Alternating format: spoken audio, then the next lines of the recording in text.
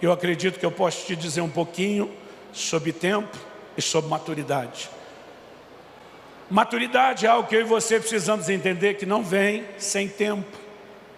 Não é algo instantâneo, não é algo imediato.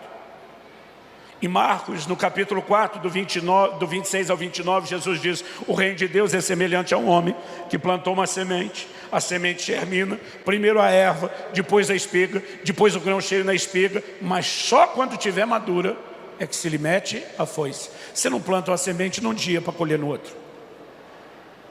O reino de Deus tem processos no plano espiritual, assim como tem processos no reino natural. Quem está entendendo, diga amém. Então maturidade é importante e necessária, mas não é instantânea.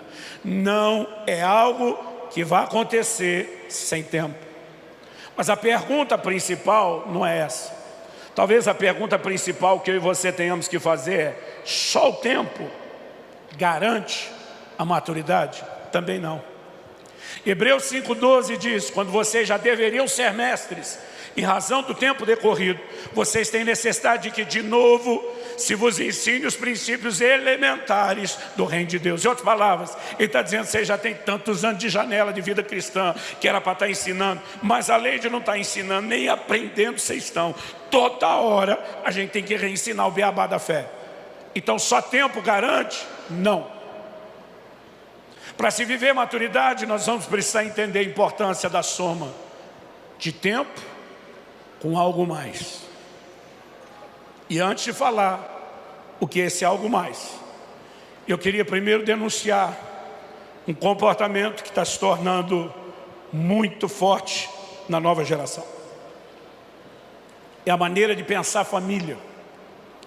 E eu quero junto fazer um desabafo junto com a instrução bíblica. As coisas estão mudando muito rápido. O dia desse encontrei uma pessoa que de tão querida, não vou falar o nome, tem um filho só, o menino está crescido. E você sabe que a vida é uma eterna cobrança. O cara está solteiro, a gente pergunta quando é que vai namorar. Começa a namorar, quando é que vai noivar. Noivou, quando é que vai casar. Casa, quando é que vai ter filho. Aí tem um filho, quando é que vai ter outro. Tem outro, quando é que vai ter mais outro. Então encontrei esse casal, ele só tem um filho, o menino está crescidinho. Fiz a pergunta: está pensando em ter outro filho? Eu nunca tinha visto alguém dar uma resposta tão rápida, objetiva e contundente. Esse cara olhou para mim e no bate-pronto respondeu: de jeito nenhum. Eu levei até um susto. E a curiosidade falou mais alto, e eu perguntei: por que não? E com a mesma velocidade, objetividade e contundência, ele disse: porque é muito caro. Isso faz desse pai um cara mesquinho, avarento? De jeito nenhum, é o contrário. É alguém que quer tanto dar do bom e do melhor para os filhos, que ele fez a conta para o nível do que eu quero oferecer. Eu só consigo bancar um, então parei aqui. Não estamos falando de um pai que não se importa com o filho, mas estamos falando de uma mentalidade da nova geração que está muito distante da mentalidade bíblica. Porque as famílias hoje pensam o tempo todo no que é que eles têm que fazer pelos filhos. E nos tempos bíblicos a ordem não era essa. Se pensava no que é que os filhos iriam fazer pela família. Salmo 127, quando fala sobre bem-aventurado o homem que enche a sua aljava de flechas, falando dos filhos, a Bíblia diz: não será envergonhado quando tratar com os seus inimigos à porta. O que significa isso? Que na hora de resolver a treta com o vizinho, quanto mais cabra macho, com um cara de bad boy atrás do pai, mais protegida estava a família. A bênção de se ter mais filhos era sempre pensar o que é que os filhos farão pela família, e não o que a família faria pelos filhos. Ninguém deixava de ter filho naquela época dizendo custa caro.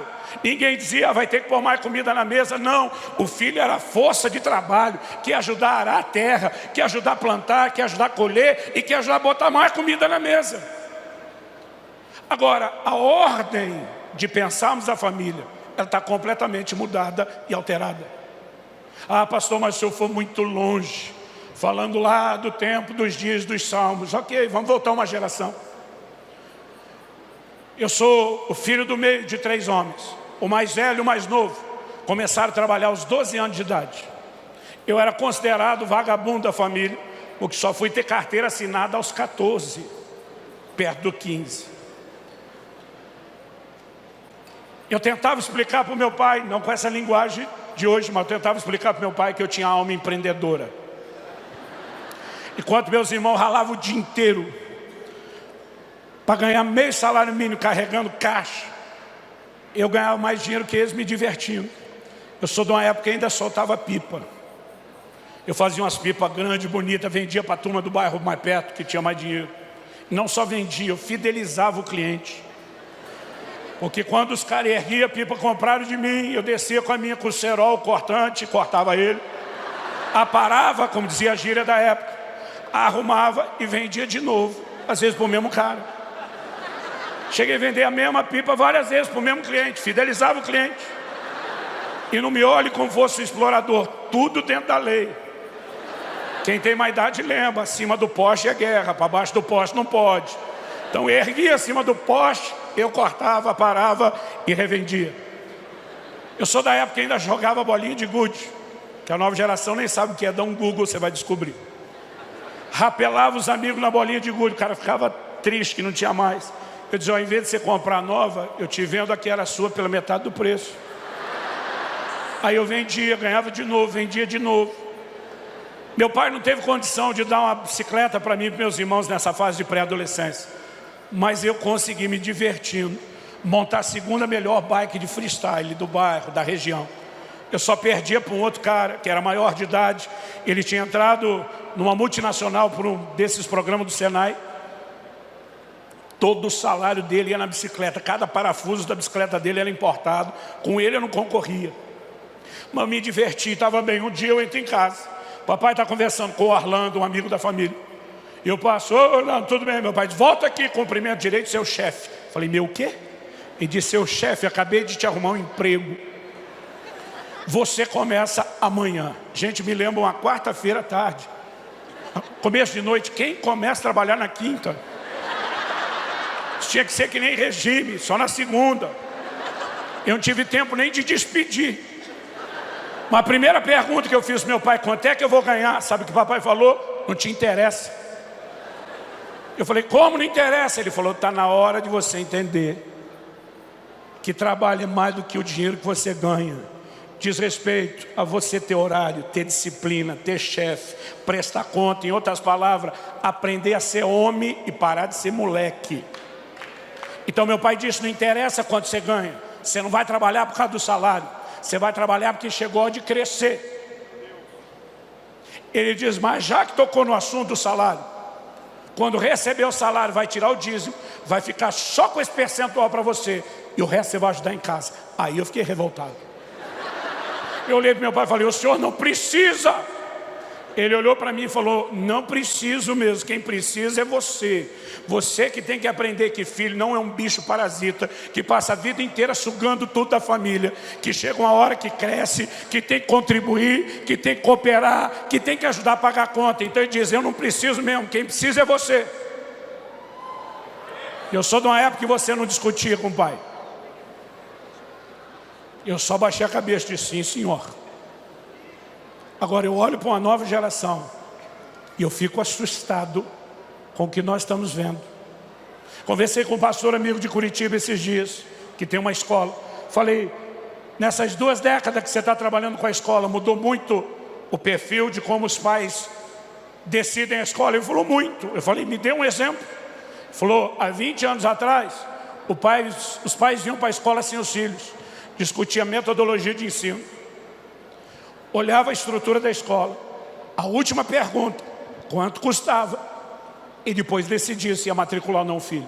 Eu falei, e hoje? Ele falou, hoje os pais trazem os filhos, largam os meninos para correr na escola, e depois que eles correram uns 15, 20 minutos, volta suado, o pai pergunta, você quer estudar aqui? E a criança, aquele toquinho de gente que não sabe nada da vida, nem o que é bom para ele, decide se ele quer ou não. E os pais dizem, sim senhor, para os filhos. O que nós não estamos percebendo é o que nos está sendo roubado. Então deixa eu ser honesto com você. Algo precisa mudar nessa mentalidade que nós temos de família.